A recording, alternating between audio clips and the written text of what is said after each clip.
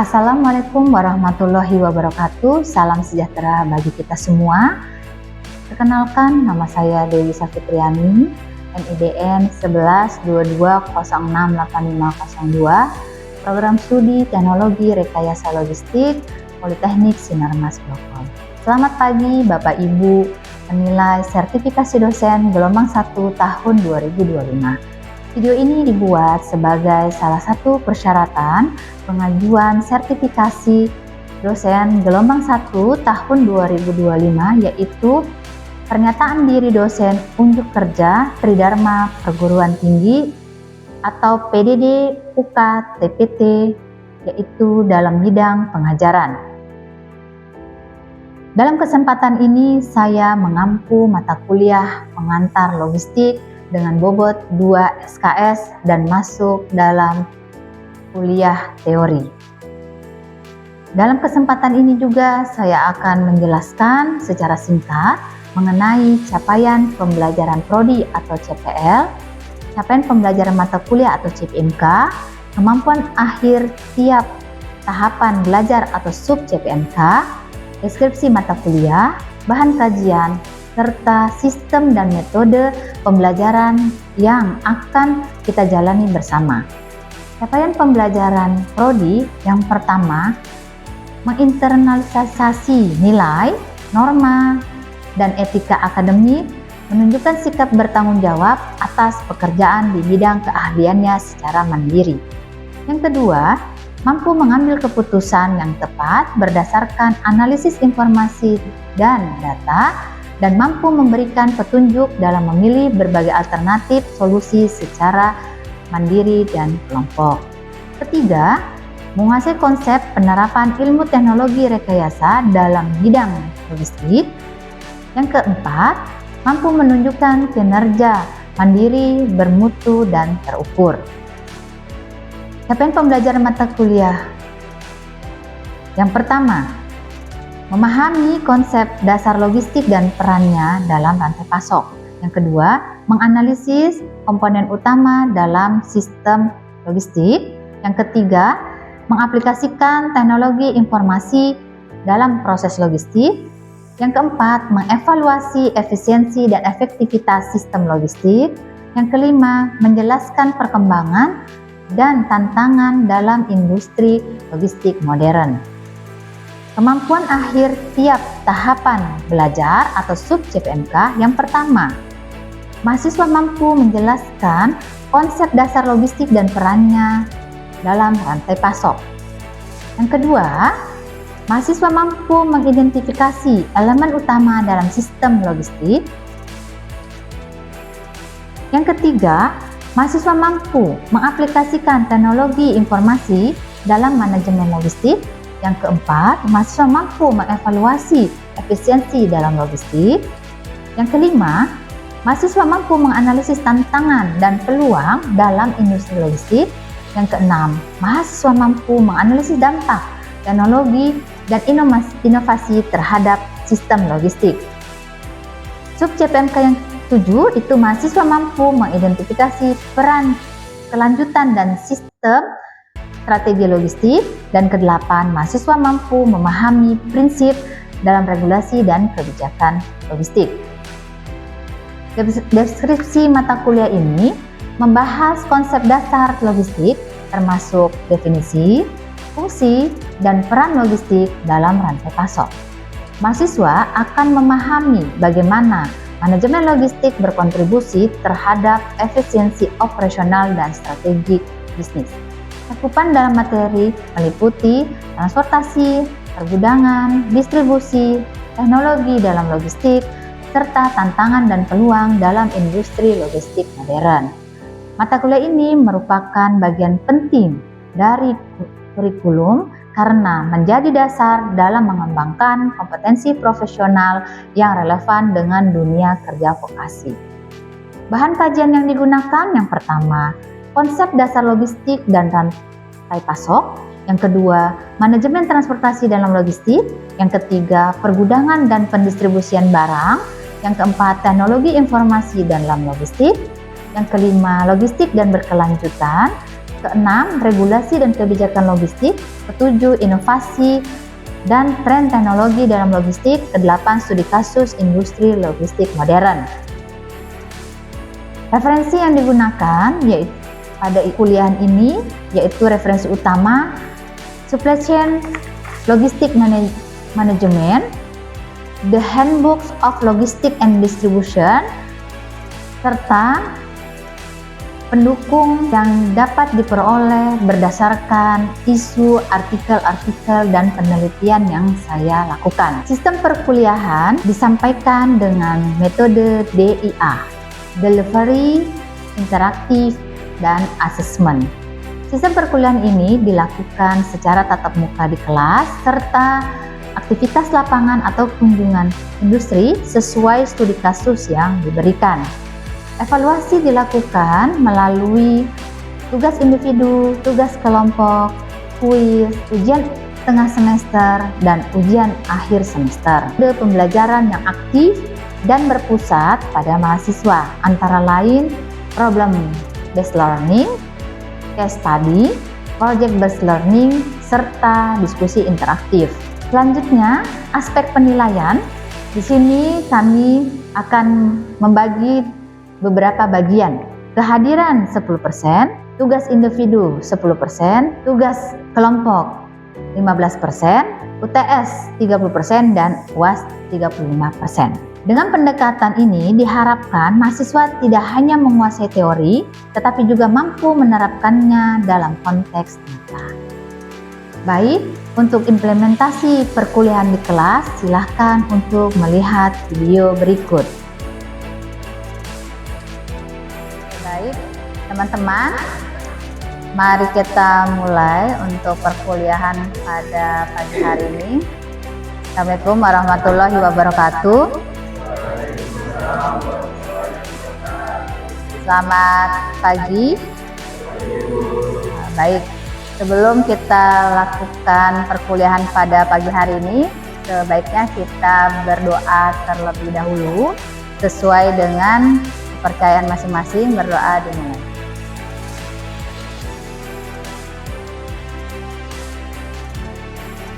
Berdoa selesai. Baik, untuk pertemuan hari ini adalah pertemuan terakhir ya, pertemuan ke-15 sebelum nanti teman-teman melakukan ujian akhir semester, yang mana ujian akhir semester itu nanti teman-teman dalam bentuk project based learning ya, jadi PBL, di mana nanti akan diberikan studi kasus, kemudian nanti dikerjakan secara berkelompok. Baik, dalam pertemuan hari ini kita akan membahas prinsip dasar regulasi dan kebijakan logistik. Kita sudah belajar apa itu yang dimaksud dengan logistik. Masih ingat apa yang dimaksud dengan logistik? Kepuasan pelanggan, outputnya kepuasan pelanggan. Untuk supply chain berarti kepuasan perusahaan. Ya, baik. Nah, untuk prinsip ini, prinsip dasar regulasi dan kebijakan logistik, ini ada tujuan pembelajarannya. Nah, di sini teman-teman akan memberikan sesuatu output ya. Apa hasil dari belajar prinsip dasar regulasi dan kebijakan logistik? Nah, di sini tujuan pembelajaran yang pertama adalah memahami konsep dasar regulasi dan kebijakan logistik. Sebelum Ibu masuk ke topiknya, apa yang dimaksud dengan regulasi? Ya, peraturan. Jadi di setiap kegiatan pasti akan ada regulasi atau aturan. Ya, di sini teman-teman harus mengetahui konsepnya itu seperti apa. Kemudian kebijakan logistik. Kenapa regulasi dan kebijakan ini menjadi satu?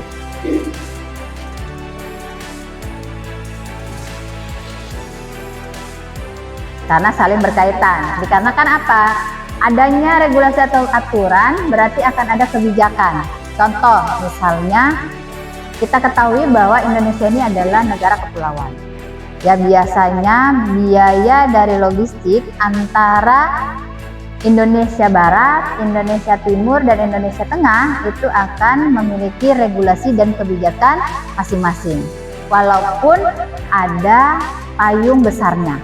Ya, biasanya ada payung besarnya itu adalah peraturan pemerintah, terus kemudian ada keputusan presiden gitu ya, tapi akan disesuaikan berdasarkan regulasi dan kebijakan logistik. Nah, kedua, di sini adalah menjelaskan jenis-jenis regulasi yang mempengaruhi logistik. Ya, kita ketahui semua kegiatan kan tadi akan ada regulasinya, sehingga regulasi itu sebagai patokan. Misal untuk daerah Indonesia Tengah ya, itu akan memiliki regulasi sekian persen. Karena apa? Yaitu tadi karena kita ini negara kepulauan dan dilihat juga dari sisi infrastrukturnya seperti jalan gitu ya, jalan, kemudian juga transportasi laut maupun udara itu juga memiliki kos yang akan lebih tinggi dibandingkan dengan daerah di Indonesia bagian barat.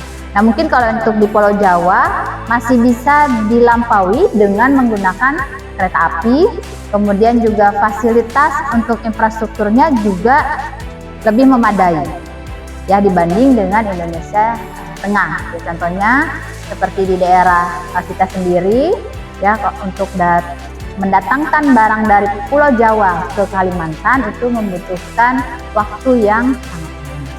Ya, jadi sehingga itu teman-teman nanti bisa diharapkan itu bisa menjelaskan jenis-jenis regulasi yang mempengaruhi logistik. Kemudian yang ketiga, memahami peran pemerintah dan lembaga dalam kebijakan logistik nasional. Ya, nah di sini kenapa ada peran pemerintah?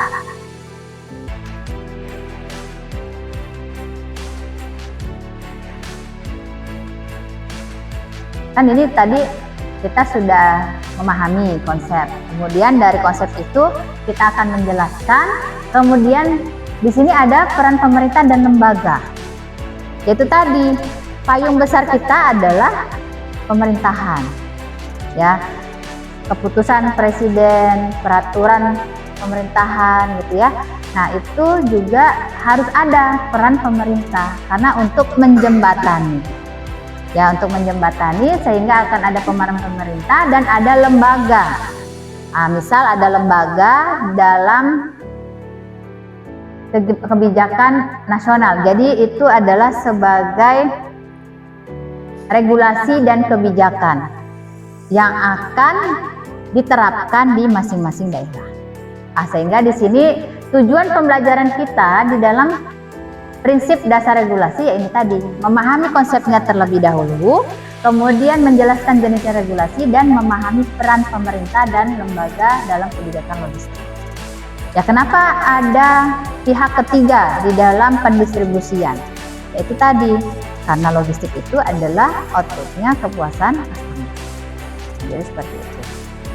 Nah, di sini kita akan pelajari berkaitan dengan pengantar regulasi dan kebijakan. Nah, kita ketahui bahwa regulasi itu adalah aturan formal yang wajib dipatuhi pelaku logistik.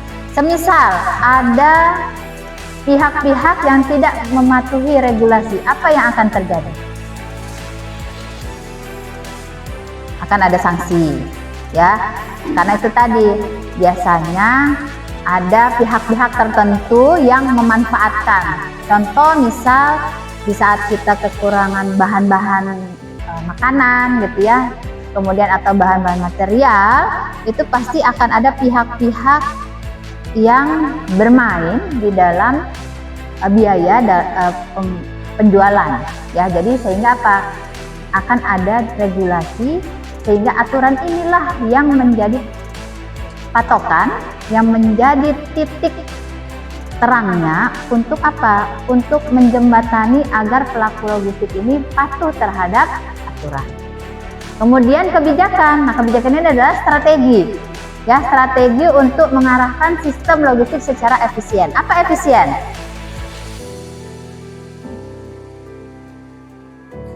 Optimal. Optimal itu berarti bukan minimum dan bukan maksimum. Berarti kita mengambil rata-rata titik tengahnya. Nah, jadi di sini akan ada strategi bagaimana alur dari logistik ini dari hulu ke hilirnya itu bisa menghasilkan sesuatu yang bermanfaat oleh customer akhir. Ya, contoh misalnya teman-teman kan kemarin sudah belajar ya ke berbagai UMKM. Ya, untuk supplier juga teman-teman harus mencari beberapa kompetitor. Jadi tidak bisa langsung ya, misalnya supplier A buahnya mungkin lengkap, akan tetapi mungkin biayanya yang sedikit tinggi.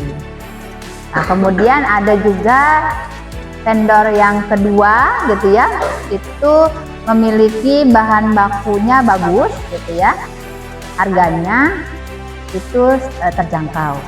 Minimal biasanya kita punya 3 opsi pemilihan di dalam supplier. Nah, sehingga inilah tadi regulasi dan kebijakan ini yang akan menjembatani bagaimana alur logistik ini dari hulu ke hilirnya itu bisa berjalan selaras. Supply chain-nya di mana? Di setiap alur ya, misalnya di supplier. Nah, itu akan ada supply chain-nya. Contoh misalnya toko buah itu pasti akan ada supplier lagi. Bagaimana caranya bahan-bahan itu bisa kita dapatkan? Berarti kan kita harus mencari lagi suppliernya. Nah, supply chain-nya apa? Yaitu tadi bagaimana kita mengatur waktunya, ya, karena kan kalau terlalu lama juga barang itu tidak bisa terpenuhi. Customer akhir juga tidak bisa terpenuhi untuk sesuai dengan kebutuhannya. Jadi seperti itu. Nah, ini adalah regulasi dan kebijakan. Nah, selanjutnya pentingnya regulasi dalam logistik. Kenapa penting regulasi itu dalam kegiatan logistik? Untuk menjaga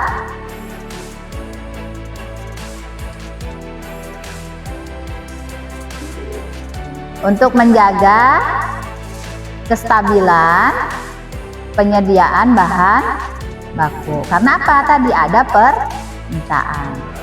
Nah, sehingga di sini pentingnya regulasi. Yang pertama, menjamin keselamatan distribusi. Ya kan? Kenapa harus menggunakan kontainer? Kemudian kenapa harus ada dokumentasi? Harus ada dokumen yang harus dipenuhi. Ya ini tadi, karena untuk menjaga keselamatan distribusi. Di dalam menjaga keselamatan distribusi pasti menggunakan pendingin tambahan atau cool chain ya, biasanya ada box gitu ya, mobil box cool chain. Karena apa? Untuk menjaga kestabilan dan kesegaran dari buah tersebut.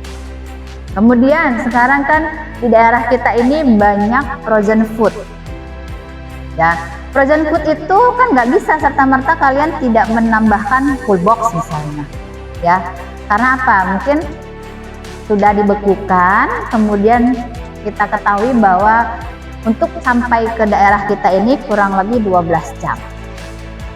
Nah, itu akan apa? Berpengaruh terhadap kualitas bahan baku. Sehingga dengan adanya regulasi itu akan menjamin keselamatan dalam pendistribusian. Nah, kemudian melindungi kepentingan nasional. Ya, karena contoh ya, misalnya ada pengiriman hewan.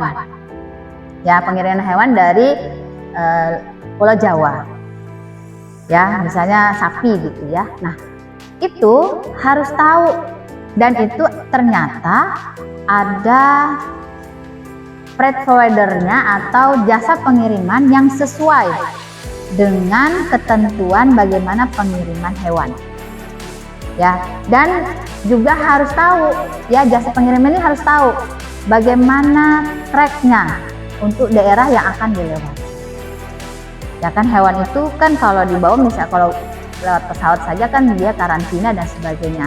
Tapi kalau seperti contohnya sapi, nah itu harus tahu aturannya ya, kemudian karantinanya, kemudian posisi sapinya seperti apa, kemudian nanti dia di saat apa mau makan gitu ya, mau makan, kemudian nanti harus istirahat, itu harus tahu. Makanya itu ada melindungi kepentingan nasional. Nah, kemudian menjaga efisiensi dan transportasi. Tadi efisiensi adalah optimal, efektif, bermanfaat ya. Jadi ini menjaga itu adalah proses merancang mengendalikan dan mengimplementasikan aktivitas logistik, pergudangan, distribusi, dan manajemen limbah. Nah, dengan mempertimbangkan dampak lingkungan, ya namanya juga green logistik. Kita sudah belajar di ekologi lingkungan, ya seperti tadi, ya emisi, ya kemudian penggunaan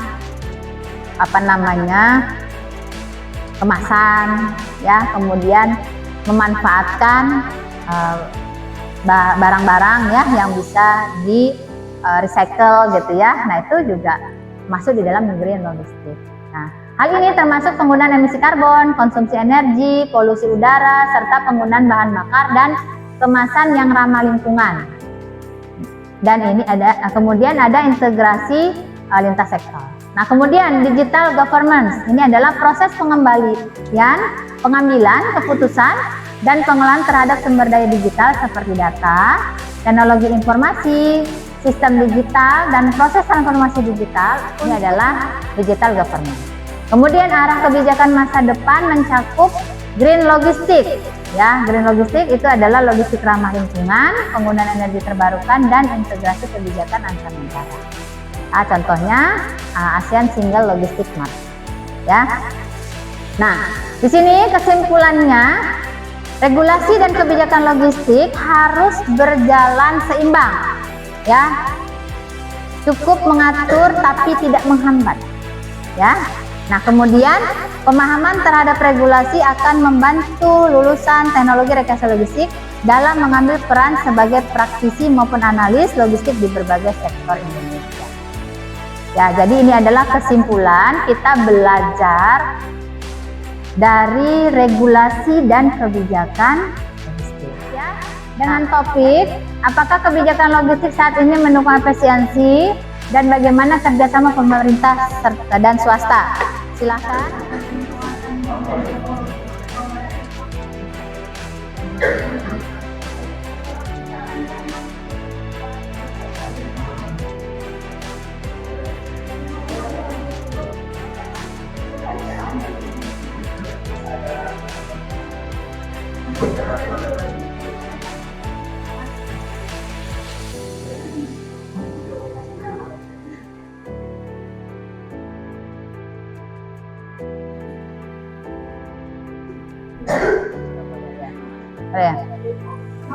Dari pertanyaan apa kebijakan efisiensi, kelompok kami menurut ya, karena dengan pemerintah menyediakan peraturan yang mendukung perkembangan teknologi sebagai salah satu faktor pendukung untuk terjadinya efisiensi. Yang kedua, bagaimana kerjasama pemerintah dan swasta saat ini. Kerjasama pemerintah dan swasta berjalan cukup baik. Seperti yang kita lihat saat ini, pemerintah menyediakan infrastruktur di berbagai daerah yang memiliki tergantung kebutuhannya masing-masing. Daerah Kabupaten Pulau, kita infrastruktur berupa jalan raya yang bagus agar terjadinya efisiensi logistik. Nah, di daerah perikanan atau kelautan yang efisien, pemerintah menyediakan pelabuhan juga ada kemudahan untuk transportasi daerah pesisir. Oke, baik, bagus. Kita beri close ya. Ya, tadi, apakah kebijakan logistik saat ini mendukung efisiensi? Iya, karena tadi berkaitan dengan biaya ya. Kemudian bagaimana kerjasama pemerintah? Ternyata kerjasama pemerintah ini sangat dibutuhkan. Ya, dibutuhkannya untuk apa?